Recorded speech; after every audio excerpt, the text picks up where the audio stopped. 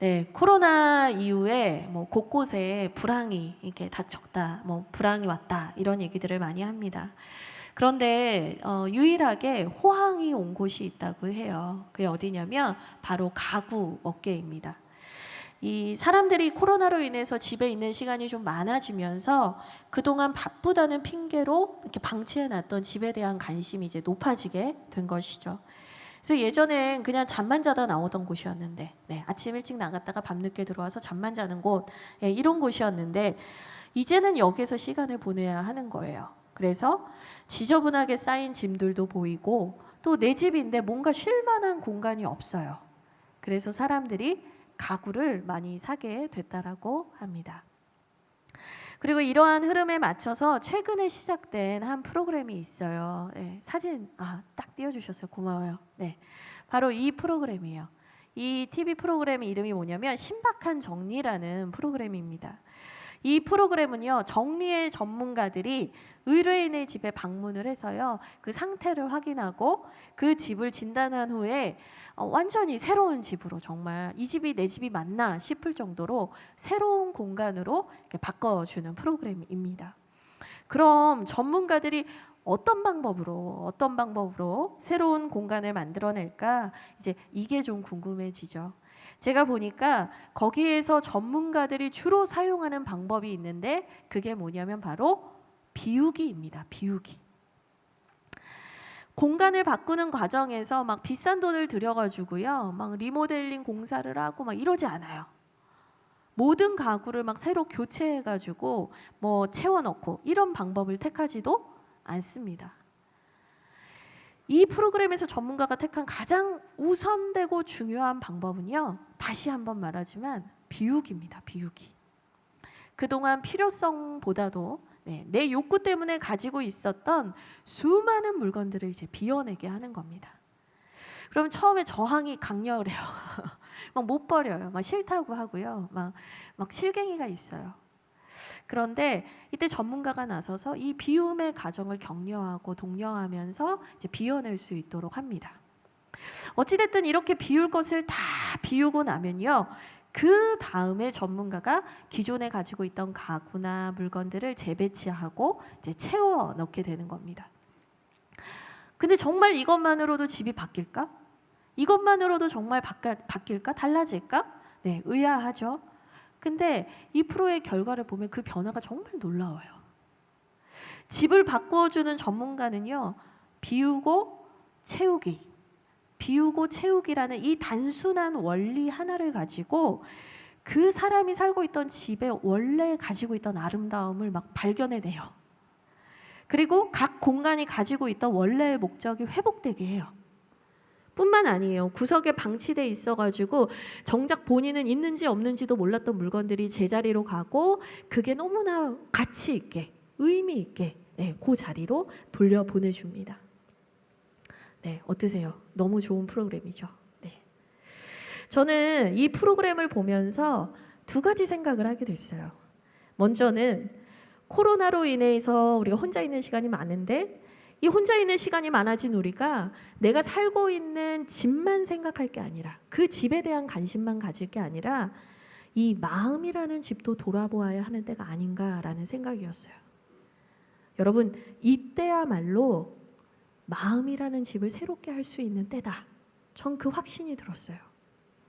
두 번째 생각이 있어요. 두 번째는 뭐냐면 우리에게도 이 마음이라는 집을 새롭게 바꿔줄 전문가가 필요하다는 거예요. 비워낼 것은 비워내고 채울 것은 채우고 우리가 믿고 맡길 수 있는 그런 전문가가 필요해요. 나 혼자서는 잘할 수 없어요. 왜냐하면 내 생각과 내 편견이라는 게 있거든요. 내 욕심이라는 게 있거든요. 우리에게도 나 혼자서 할 수 없는 그 일을 기꺼이 도와주실 분이 필요해요. 여러분, 그분이 누구입니까? 네, 그분은 바로 예수 그리스도예요. 성경을 보면 이 예수님을 모심으로 그 마음의 집이 완전히 달라진 사람이 정말 많이 나오거든요.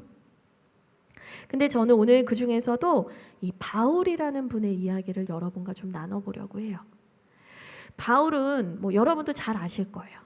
근데 그는 예수님을 만난 후 예수 그리스도와 하나님 나라의 복음을 이방 사람에게까지 전했던 사도 중에 한 사람이거든요.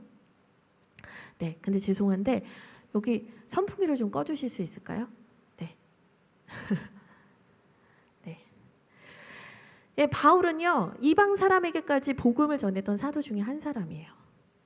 사실 그는 예수님을 만나기 전에도요 남들이 볼 때는 정말 완벽한 사람이었거든요. 또 스스로 자신에 대해서 엄청나게 자랑스러워하는 사람이었어요. 오늘 우리가 함께 읽은 말씀 빌립보서 3장 4절에서 6절의 말씀을 보면 바울은 자신의 과거를 이렇게 회고하고 있습니다. 제가 이 말씀을 읽어드리겠습니다. 그러나 나도 육체를 신뢰할 만하며 만일 누구든지 다른 이가 육체를 신뢰할 것이 있는 줄로 생각하면 나는 더욱 그러하리니 나는 8일 만에 할례를 받고 이스라엘 족속이요 베냐민 지파요 히브리인 중에 히브리인이요 율법으로는 바리새인이요 열심으로는 교회를 박해하고 율법의 의로는 흠이 없는 자라. 바울이요 이렇게 길게 자기 자랑을 쭉 해요. 정말 길게 얘기하죠. 근데 이 말을 쉽게 한 문장으로 표현하면 뭐냐면 나는 겉보기에는 완벽한 신앙인이었다라는 말이에요. 나는 완벽한 신앙인이었습니다. 이 얘기인 거예요. 이게 어떻게 그 뜻이 되는지 하나하나 좀 설명을 해보려고 합니다. 먼저 태어난 지 바울이 뭐라고 하냐면 난 태어난 지 8일 만에 할례를 받았다라고 얘기를 해요. 근데 이 말이 의미하는 게 뭐냐면 나는 믿음을 가지고 있는 부모 밑에서 태어났고 그 믿음을 가진 가정에서 어릴 때부터 하나님의 백성이라는 확증을 받은 사람이다. 이 얘기인 거예요. 여러분, 태어난 지 8일 된 아이가 스스로 결정하고 할 수 있는 일이 있습니까? 없어요. 우리 소재영 전도사님이 얼마 전에 셋째를 이제 등려하셨잖아요. 근데 우리 피스 베이비 셋째가 어느 날 아빠에게 8일째 되던 날 말해요. 아빠, 이제 제가 뭘 먹을지 제 인생은 어떻게 살지 제가 알아서 할게요. 네. 가능합니까? 네, 말도 안 돼요. 그 아이는 아무것도 할 수 없어요. 이 말은 내 부모가 하나님을 믿는 신앙을 가지고 있었다. 게다가 내 부모는 이거 할례라는 게 사실 뭐냐면 남자의 성기에 있는 포피를 벗기는 거거든요. 그 당시에 뭐 의술이 뭐 얼마나 대단했겠어요. 뭐 마취제가 대단한 게 있었겠어요. 이거 하다가 아이가 죽을 수도 있는 거거든요. 근데 부모가 믿음을 가지고 그걸 한다는 게 뭐예요? 하나님을 믿는 거예요. 그리고 이 아이의 생명이 주님께 있습니다. 하나님께 있습니다라고 고백한 거예요. 결국에 이게 뭐냐면 우리 부모님은 이렇게 믿음 있는 사람이었어 라는 거죠. 제가 오늘날의 표현으로 이걸 어떻게 바꿀 수 있을까 좀 고민을 했거든요. 오늘날의 표현으로 제가 한번 바꿔봤는데 이렇게 바꿀 수 있을 것 같아요. 저는 모태신앙으로 태어나서 유아 세례까지 받은 사람입니다. 이 정도 말할 거예요. 물론 할례는 강도가 더 세지만 네, 이런 뉘앙스라는 거죠. 또 이어서 바울은 말해요. 뭐라고 말하냐면 나는 이스라엘 족속이요 베냐민 지파 사람입니다 라고 얘기를 하는 거예요. 이 말은요 그의 집안이 역사를 가진 믿음의 가문이었다는 거예요. 대대로 내려져온 믿음의 가문이라는 거예요. 특히 베냐민 지파는 이스라엘의 12지파 중에서요 그 수는 정말 적었거든요. 근데 싸움을 진짜 잘했어요. 싸움 짱이었던 지파예요. 네, 그러니까 힘도 있고 능력도 있고요 대단한 지파였어요. 존재감이 없는 지파가 아니었어요. 게다가 이스라엘의 첫 번째 왕인 사울을 배출한 지파예요. 네, 그러니까 저는 이스라엘 중에서 베냐민 지파입니다라고 하면 알아주는 지파였다는 것이죠. 누구나 알만한 믿음의 집안 사람이었다는 거예요. 이것도 제가 한번 여러분이 이해하기 쉬운 표현으로 좀 바꿔봤어요. 오늘날에 좀 우리의 상황에 맞는 언어로 좀 바꿔봤어요. 바꾸면 뭐냐면 저희 집은 오랜 시간 믿음의 역사를 가지고 있는 집안입니다. 저희는 3대, 4대, 5대째 기독교 집안입니다. 뭐 이 정도 말일 것 같아요. 정리하면 바울은 하나님을 신실하게 믿는 부모에게서 태어났고요. 그의 집안은 대단한 집안이었다는 거예요. 정말 자랑할 만하죠. 근데 아직도 바울에겐 자신을 수식하는 말들이 더 남아있어요. 아직 멀었대요. 자기 자랑할 게 더 있대요. 뭐라고 하는지 한번 보겠습니다. 이어서 하는 말이 뭐냐면 나는 히브리인 중에 히브리인이다 라고 얘기하고 있어요. 히브리인 중에 히브리인이다, 이 말은 뭐냐면, 그러니까 히브리인 이 단어가 많이 들어본 것 같겠는데 무슨 단어인지 정확하게 아는 친구가 없을 수 있어요.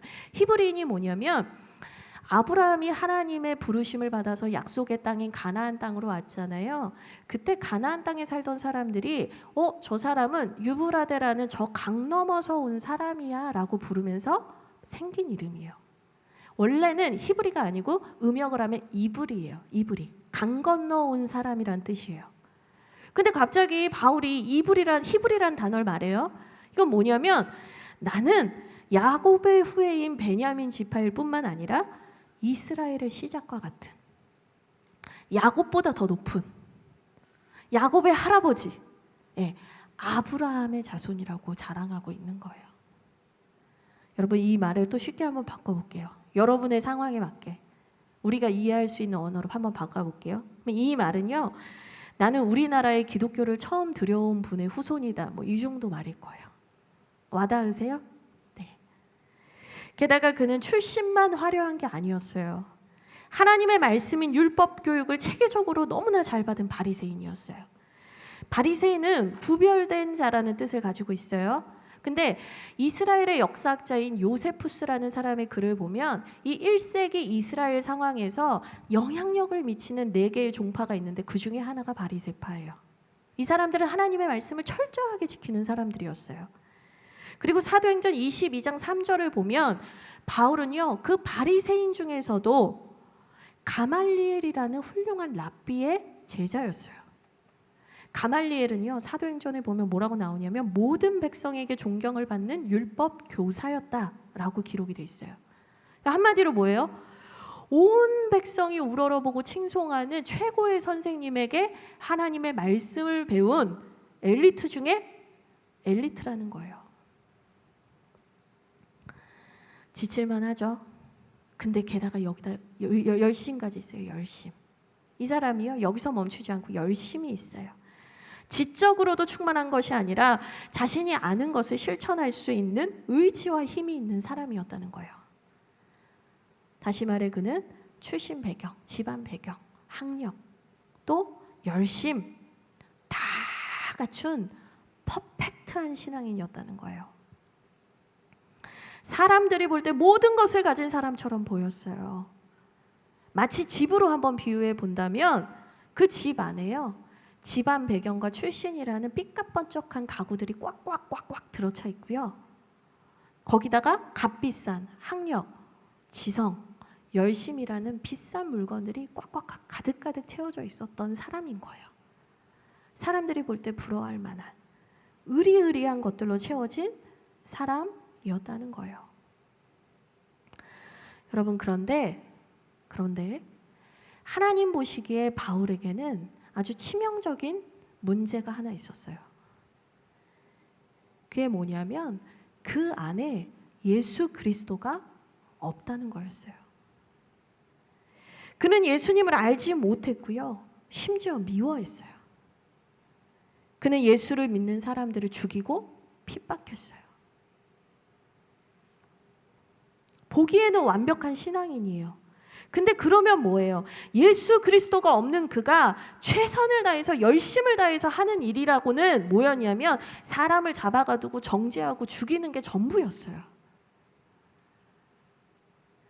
이 말은요, 그가 아무리 화려한 곳으로 자신을 아무리 꾸며도, 자신을 아무리 치장해도 그 내면의 깊은 곳에는 교만과 살기가 있었다는 말이에요. 바울에게도 자신의 힘으로는 절대로 해결할 수 없는 죄의 문제가 있었다는 거예요. 그런데 그가 다메섹이라는 도시로 가는 중에 자신의 인생을 바꿀 엄청난 사건을 경험하게 돼요. 자신의 인생을 바꿀 사건을 경험해요. 바로 부활하신 예수 그리스도를 만나게 된 거예요. 사도행전 9장 3절에서 5절의 말씀입니다. 사울이 길을 가다가 다메섹에 가까이 이르더니 호련히 하늘로부터 빛이 그를 둘러 비추는지라. 땅에 엎드러져 들음에 소리가 있어 이르시매 사울아 사울아 내가 어찌하여 나를 박해하느냐 하시거늘 대답하여 주여 누구시니까 이르시되 나는 내가 박해하는 예수라. 바울이 예수님을 만났어요. 근데 여기서 잠깐 근데 왜 사울이라고 부르죠? 의아하는 친구가 있을 수 있어요. 잠깐 설명하면 여러분 사울은 히브리식 이름이고요. 바울은 그냥 헬라식 이름이에요. 뭐 이름이 달라진 게 아니라 어쨌거나 바울을 부르는 이름이에요. 여튼 중요한 건 뭐냐면 바울이 여기에서 예수님을 만났다는 거예요. 부활하신 예수님이 그에게 빛으로 다가오셨어요. 그의 눈이 멀 정도로 밝은 빛 가운데 바울에게 임하신 거예요. 그가 치장하고 이것저것 화려하게 꾸며놓은 그 마음의 집에 모든 것을 밝히시는 예수 그리스도의 영광의 빛이 비춰진 거예요. 고린도후서 4장 6절에 이런 말씀이 있어요. 어두운 데에 빛이 빛이라 말씀하셨던 그 하나님께서 예수 그리스도의 얼굴에 있는 하나님의 영광을 아는 빛을 우리의 마음에 비추셨느니라. 바울이 이 고백을 하는 거예요, 여러분. 그날 그 주님께서 그 영광의 빛으로 내 마음에 빛을 비췄어. 내가 이걸 경험했던 사람이야. 이 고백을 하고 있는 거예요. 예수님이요 그의 집을 비추니까요. 그 사람의 마음의 집을 비추니까요. 그동안 그가 자랑스럽게 여기고 그가 대단하게 여겼던 것들이요. 주님 앞에서 얼마나 보잘것없는 것들인지 드러나기 시작했어요. 내 출신, 내 학력, 내 재능, 내 열심, 내 재산, 내가 가진 거, 사람들이 부러워하겠지 했던 거. 예수님 앞에선 그게 아무것도 아닌 거예요. 예수님 없이 나로부터 시작했던 모든 것들이 아무것도 아니라는 것을 그 주님을 만나고 나니까 설명할 것도 없어요. 드러나는 거예요. 그가 쌓아둔 모든 것은요, 여러분, 죄의 문제를 결코 해결할 수 없었어요. 사람들은 모르겠지만 바울은 알고 있었던 그 깊은 곳의 내면의 죄의 문제, 아무리 내가 쌓아도 그 쌓은 것들로 그 죄의 문제 해결할 수 없었거든요. 부활의 예수 그리스도와 영원한 하나님 나라 앞에서는 그것들은 아무것도 소용없는 것들이었어요. 여러분, 바울은 결정해야 됐어요. 예수 그리스도께 내 마음의 집을 내어드리고 다시 시작할 것인가? 아니면 예수 그리스도를 모른 척하고 지금까지 내가 지켜온 철옹성을 끝까지 지켜낼 것인가? 여러분, 우리 주님은 인격적이세요. 계시록 3장에 주님께서 우리의 문 앞에서 두드리신다고 말씀하시잖아요. 예수님께서 강건적으로 바울을 만나시긴 하셨지만요, 그 마음의 집에 들어가는 것은 인격적인 주님께서 바울의 선택에 두셨단 말이에요. 바울은 결정해야 됐어요. 예수 그리스도께 내 마음의 집을 내어드릴까? 아니면 그냥 살까? 내 마음대로 살까? 여러분, 바울은 예수 그리스도를 택했어요. 왜냐하면 예수 그리스도만이 자신의 죄를 유일하게 깨끗게 하실 수 있는 분이라는 걸 알았기 때문이에요. 바울은 예수 그리스도를 택했어요. 왜냐하면 예수의 십자가 보혈만이 나를 자유케 한다는 것을 알았기 때문이에요. 여러분, 바울은요, 예수 그리스도를 선택했어요. 왜냐하면 예수 그리스도만이 영원토록 변치 않는 가장 귀한 보배라는 것을 깨달았기 때문이에요. 내가 가진 그 무엇보다 더 아름답고 존귀한 것이 예수 그리스도라는 걸 깨달은 거예요. 마치 밭에 감춰진 보화를 발견하고 자신이 가진 것을 다 팔아가지고 그 밭을 샀던 사람처럼 바울은요, 자기가 가진 모든 것을 버리고 예수 그리스도를 자신의 마음의 집에 모셔드렸어요. 그리고 그 집의 주도권을 예수님께 드렸어요. 주님, 저를 깨끗하게 하여 주십시오. 주님만이 저를 온전케 하실 수 있습니다. 저를 하나님의 형상으로 회복하여 주시옵소서. 주님, 제 안에 있는 헛된 모든 것을 다 씻어 주시옵소서. 그리고 제 안에 오직 예수만, 오직 예수 그리스도만 있게 하여 주시옵소서. 이전에 저는 중요치 않습니다. 저를 깨끗하게 비워주십시오. 아깝지 않습니다. 제가 채웠던 모든 것을 배설물, 쓰레기로 여깁니다. 이제는 나의 주님이신 예수님만 제 안에 충만하기 원합니다. 주님, 제 안에 충만하게 임재하여 주시옵소서. 바울이 이 고백을 했어요. 그리고 그의 인생이 완전히 달라진 거예요. 여러분, 오늘 제가 지금 이렇게 바울의 마음으로 했던 이 고백이요, 바로 빌립보서 3장 7절에서 9절에 담겨 있는 거예요. 우리 빌립보서 3장 7절에서 9절의 말씀을 다시 한번 볼게요. 제가 읽어드릴게요. 여러분, 이 말씀에 여러분의 마음과 정신을 다해서 똑똑히 이 말씀을 보세요. 그러나 무엇이든지 내게 유익하던 것을 내가 그리스도를 위하여 다 해로 여길 뿐더러 또한 모든 것을 해로 여김은 내 주 그리스도 예수를 아는 지식이 가장 고상하기 때문이라. 내가 그를 위하여 모든 것을 잃어버리고 배설물로 여김은 그리스도를 얻고 그 안에서 발견되려 함이니 내가 가진 의는 율법에서 난 것이 아니요 사람의 힘으로 되는 것이 아니요 오직 그리스도를 믿음으로 말미암은 것이니 곧 믿음으로 하나님께로부터 난 의라. 여러분, 바울은 이 고백을 한 뒤로 완전히 다른 삶을 살게 됐어요.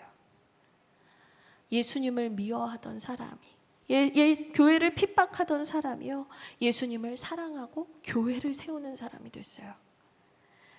사람을 가두고 죽이던 사람에서 자유를 선포하고 살리는 사람이 됐어요.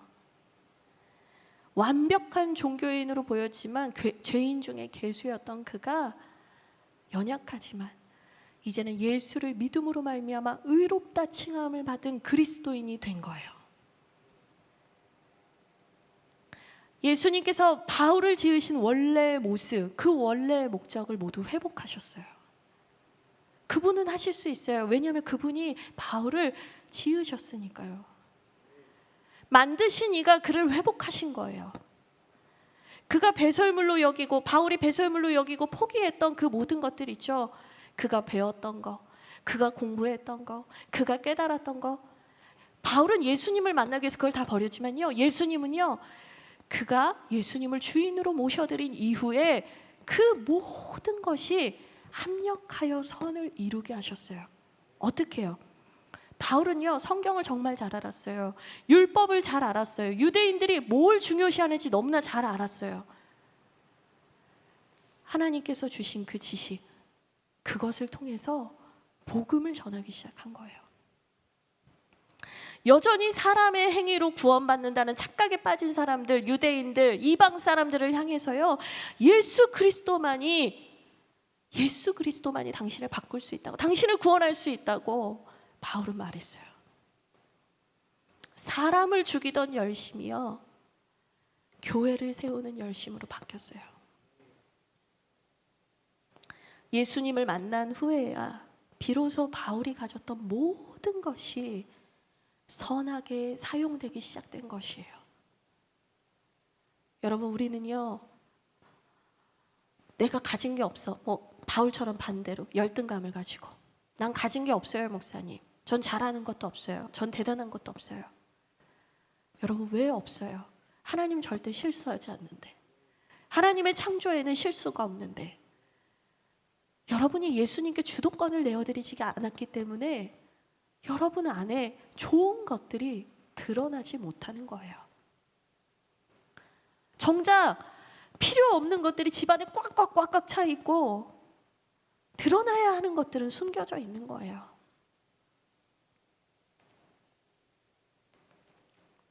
저는 이 바울 선생님을 떠올릴 때마다 생각나는 분이 한 분이 있어요. 그분이 누구냐면 바로 이어령 교수님이에요. 혹시 아세요? 이어령 교수님이 누구냐면 우리나라 1대 문화부 장관이에요. 그리고 이화여대 그 명예 교수였고요. 또 이분이 문학계에서는 뭐 엄청난 거장이었어요. 특별히 88년 서울 올림픽, 88년이 도대체 언제야 할 수도 있어요. 88년 서울 올림픽, 2002년 한일 월드컵을 이분이 다 총괄 기획한 거예요. 네, 우리나라에서는 엄청난 분이에요. 우리나라 최고의 지성이라고 불리던 분이에요. 근데 이분이요, 기독교를 미워했어요. 너무너무 싫어했어요. 그래서 욕설을 서슴지 않았고, 이분은 돌아다니면서 강의할 때마다 기독교를 욕하던 분이에요. 근데 그분이 검사이자 목사였던 자신의 딸이 죽게 되면서 예수님을 믿게 돼요. 예수님을 만나게 돼요. 그리고 세례를 받고 전혀 새로운 삶을 살게 되면서 예수 그리스도를 증거하는 분이 됩니다. 사진 하나 보여주시겠어요? 네. 이게 뭐냐면 이어령 교수님이 이제 지금은 돌아가신 온누리교회 하용조 목사님에게 세례를 받던 모습이에요. 이게 기사화될 정도였어요. 제가 이어령 교수님의 간증문을 좀 읽어드릴게요. 지금 생각해보니 내가 정말 예수님을 안 믿을 사람이었다면 정작 그렇게 기독교에 대해서 욕하고 다니지 않았을 겁니다. 무관심했더라면 전 이 자리에 서지 못했겠죠. 그게 모두 관심이었고 하나님은 저를 그렇게 쓰셨던 겁니다. 제가 젊었을 때 섬뜩할 정도로 기독교에 대해 독설을 서슴지 않았어요. 그런데 돌이켜보니 하나님이 저에게 그렇게 시키신 거예요. 왜냐하면 이렇게 지독하게 말하던 사람이 예수를 믿게 되었다는 걸 보여주시기 위해서였겠죠. 사람들은 이런 나를 보면서 골똘히 생각할 겁니다. 지성을 자랑하던 사람이 어떻게 하나님께 무릎을 꿇고 기도하는 사람으로 변했는가? 이것을 보여주기 위해 하나님은 미리부터 준비하신 것입니다. 사도 바울이 기독교인들을 핍박하고 탄압하는 그런 일을 하지 않았더라면 그렇게 주님을 만나지 못했겠죠. 제가 세례를 받을 때 머리에 물을 막 부어주더군요. 그때 말할 수 없는 눈물이 쏟아졌습니다. 왜 울었는지 몰랐습니다. 생각해보니 사람이 강한 채 하지만 얼마나 고독하게 삽니까? 한참 싸울 때 누군가 옆에서 진정 위로해주면 눈물이 나죠. 내 인생에서 하나님이 그렇게 역성 들고 계셨다는 걸 느꼈습니다. 그동안 강한 척 요란하게 글쓰고 잘난 체 했던 내가 그 많은 사람들 앞에서 주님께 눈물을 흘렸습니다. 사랑하는 여러분, 예수님을 만나서 바울도 변했고요, 이어령 교수님도 변했고요, 이 자리에서 여러분에게 설교하고 있는 저도 변했어요. 정말 저는요, 제가 잘난 맛으로 사는 사람이었거든요. 근데 예수님을 만나고 나니까 그게 아무것도 아닌 거예요. 여러분, 예수님을 마음에 모셔드리고 그분께 주도권을 드린 사람들의 고백은 다 동일해요. 내가 아무것도 아니었습니다. 그런데 예수님이 나에게 오셨습니다. 여러분, 예수님을 만나면, 예수님께 마음이라는 집에 주도권을 드리면 새로운 일이 시작이 돼요. 나는 왜 매일 기도하는데 달라지지 않지? 예수님은 나한테 관심이 없는 것 같아. 예수님은 내 기도를 도무지 들어주시지 않는 것 같아. 여러분, 그거는요, 여러분이 여전히 그 주도권을 주님께 드리지 않기 때문이에요. 우리가 주님께 주도권을 드리면요, 죄의 문제가 해결됩니다. 우리가 주도권을 드리면 내가 나를 위해서 사람들의 이목 때문에 움켜쥐고 있던 것들, 여러분, 다 내려놓게 돼요. 하나님께서 우리에게 창조의 때부터 선물로 주셨던 그 재능과 은사가요, 주님께 들림받으면 그때부터 막 빛을 발하는 거예요. 여러분, 더 이상 망설이지 마세요. 여러분, 망설이지 마세요. 주님께 여러분의 삶의 주도권을 드리세요. 그분이 여러분의 마음의 집에 비울 것들을 비우게 하시고 오직 예수로 여러분의 집을 채울 수 있도록 하십시오. 우리의 집이 그리스도의 집이 되게 하십시오. 오늘도 성령께서, 그리스도의 영이신 성령께서 우리 가운데 역사하실 줄 믿습니다. 이제 설교를 마치려고 하는데요. 여러분, 코로나 때문에 뭐 집합 금지 명령도 내리고 어수선해요. 그렇죠? 혼자 있는 시간이 더 많아지는 것 같아요. 근데 여러분, 이때가 우리 주님과 마음의 집을 청소할 때입니다. 이 시간을 우리가 기뻐하면서, 이 시간을 감사하면서 보냈으면 참 좋겠습니다.